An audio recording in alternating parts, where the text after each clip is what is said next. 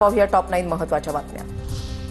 नवी मुंबई आंतरराष्ट्रीय विमानतळाचं 30 सप्टेंबरला उद्घाटन होण्याची शक्यता। पंतप्रधान मोदींच्या हस्ते विमानतळाचं उद्घाटन होण्याची शक्यता। उद्घाटनाच्या अनुषंगाने 450 सुरक्षा रक्षक तैनात। गृह मंत्रालयाने दिलेल्या आदेशानंतर हालचालींना वेग।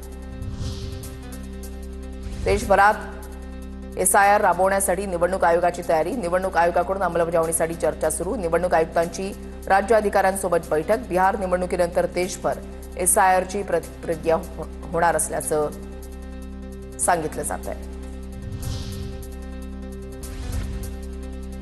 नवी दिल्लीमधून 5 संशयित दहशतवाद्यांना अटक। 3 राज्यातून 5 संशयित दहशतवाद्यांना अटक। आफताब आणि सुफियान मुंबईमध्ये होते वास्तव्याला। दिल्ली पोलिसांच्या स्पेशल सेलची 2 दिवसांपासून कारवाई सुरू। मुंबईतील लपण्याच्या ठिकाणांवरून आयडी बनवण्याचं साहित्य जप्त।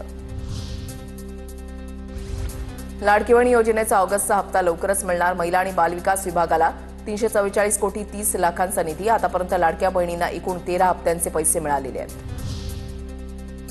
उपमुख्यमंत्री अजित पवार आजपासून पुन्हा ऍक्टिव्ह। अजित पवार आजपासून पुन्हा कामाला सुरुवात करणार। 2 दिवसांपासून घशाला त्रास होत असल्यानं अजितदादांनी घेतली होती विश्रांती। नवीन नागपूरची उभारणी करा, पण इतरही मेट्रो शहरांबाबत विचार करा। मुख्यमंत्री नागपूरचे असल्यानं नागपूरला प्राधान्य दिलं असं म्हटलं जाऊ शकतं। नवीन नागपूर उभारणीवरून सामनातून सरकारवर निशाणा। सिंधुदुर्गच्या मालवणमधील राजकोट किल्ला पर्यटकांसाठी खुला। दुरुस्तीसाठी 2 महिन्यांपासून किल्ला बंद ठेवण्यात आला। दुरुस्तीनंतर किल्ला पर्यटकांसाठी पुन्हा एकदा खुला। शिवडीहून अटल सेतूकडे जाणारा रस्ता खचला। अटल सेतूकडे जाणाऱ्या रस्त्यावर 20 फुटांचा खड्डा। रस्त्यावर पडलेल्या खड्ड्याशेजारी पोलिसांकडून बॅरिकेडिंग। नवी मुंबईतल्या ईडब्ल्यूएस घरांच्या घोटाळ्याप्रकरणी एसआयटी नेमणार। एकनाथ शिंदेंकडून प्रारूप आराखडा त्वरित मंजूर करण्याचे आदेश। 791 घरं नवी मुंबई पालिकेनं विकासकांकडून घेतलीच नाहीत। 1000 कोटींचा गैरप्रकार, विक्रांत पाटलांचा आरोप।